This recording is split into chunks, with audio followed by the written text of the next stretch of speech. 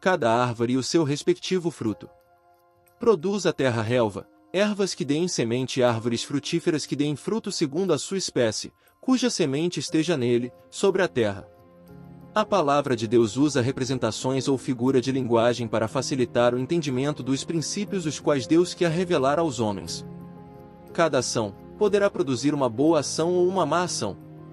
Depende da motivação que cada um tem em relação ao seu próximo. Isso poderá ser comparado a uma semente plantada. Pode-se plantar uma boa semente, cuja árvore produzirá um bom fruto, ou pode-se plantar uma má semente, e esta dará uma árvore que produzirá um mau fruto.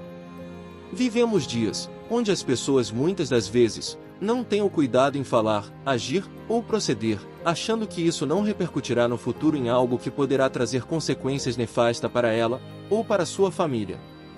Vivem a mentir, a falar mal do próximo, dão falso testemunho, enganam os incautos, e pensam que isso não terá nenhuma consequência. Jesus também usava muito desse artifício em seus exemplos. Pelos seus frutos os conhecereis. Colhem-se porventura uvas de espinheiros ou figos de abrolhos? Assim toda árvore boa produz bons frutos, porém a árvore má produz frutos maus. Passamos assim a entender que cada árvore produz o seu fruto de acordo com a sua espécie, segundo a ordem que Deus ordenou na criação. Jesus usou também dessa representação para questionar os preceitos morais. Pode uma árvore boa dar fruto maus? Ou árvore má produzir frutos bons? É evidente que não. Pois cada árvore produz frutos segundo a sua espécie. Em Gênesis, Adão foi apresentado a duas árvores. Tomou, pois, o Senhor Deus ao homem e colocou no jardim do Éden para cultivar e guardar, e o Senhor lhe deu uma ordem: de toda a árvore do jardim comerás livremente, mas da árvore do conhecimento do bem e do mal não comerás, porque no dia em que dela comeres, certamente morrerás. Essa ordem foi dada diretamente a Adão, que posteriormente passou para Eva. Porém, quando Eva foi questionada pela serpente, Eva acrescentou: dele não comereis, nem tocareis nele, para que não morrais. E acrescentou que não deveriam tocar. A serpente continuou: certamente não morrereis, pois Deus sabe que no dia que dele comerdes abrirão os olhos e como Deus sereis conhecedores do bem e do mal. A serpente, que é o diabo, passou pelo mesmo teste, por isso que ele sabia o que iria acontecer. Pois o fruto da árvore que ele tinha provado é a rebelião contra Deus, e a usurpação de ser igual a Deus. Tu dizias no teu coração: eu subirei ao céu, acima das estrelas de Deus exaltarei o meu trono e no monte da congregação me assentarei, nas extremidades do norte. Subirei acima das mais altas nuvens e serei semelhante ao Altíssimo. Esse mesmo espírito de rebelião já tinha dominado o diabo. Ele usou da mesma estratégia com Eva e Adão. O fruto dessa árvore é bem conhecido dos homens, conforme relatado pelo apóstolo Paulo, o qual sempre se refere como fruto da carne.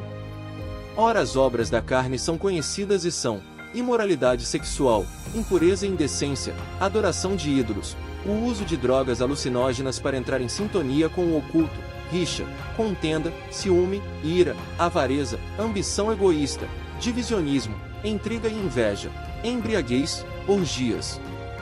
Porém existia outra árvore no jardim do Éden que Adão também conhecia. Então disse Deus: eis que o homem se tornou como um de nós, conhecedor do bem e do mal. Assim não estenda a mão, e tome da árvore da vida, e coma, e viva eternamente. Essa árvore da vida, Paulo menciona sobre seus frutos, que só são conquistados pela ação do Espírito Santo, os quais ele chama de fruto do Espírito. Mas o fruto do Espírito é amor, alegria, paz, paciência, benignidade, bondade, fé, fidelidade, mansidão e domínio próprio. Contra essas coisas não há lei. É uma realidade que o mundo conhece muito bem os frutos da árvore do conhecimento do bem e do mal. Por sinal, esses frutos são enaltecidos e exaltados pela grande maioria dos homens, os quais ultimamente estão em evidências, sendo manipulados para que sejam aceitos ou tolerados por todos. A Igreja a cada dia tem que se confrontar com aqueles que prestigiam os frutos da árvore do conhecimento do bem e do mal, pois o mundo procura de todas as formas impor que todos aceitem tais frutos, pois assim farão a vontade daquele que está por trás desses frutos, que é o diabo, pois seria a rebelião geral da humanidade contra Deus, e assim viria contra todos o juízo sobre toda a humanidade.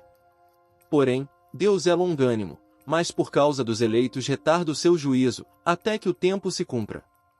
Não tivesse aqueles dias sido abreviado, ninguém seria salvo, mas por causa dos escolhidos, tais dias serão abreviados. Amados, fiquemos firmes nas promessas daquele que nos resgatou do império das trevas e nos transportou para o reino do Filho do seu amor, o qual temos a redenção, a remissão dos pecados. Shalom plena. Maranata. Vem, Senhor Jesus.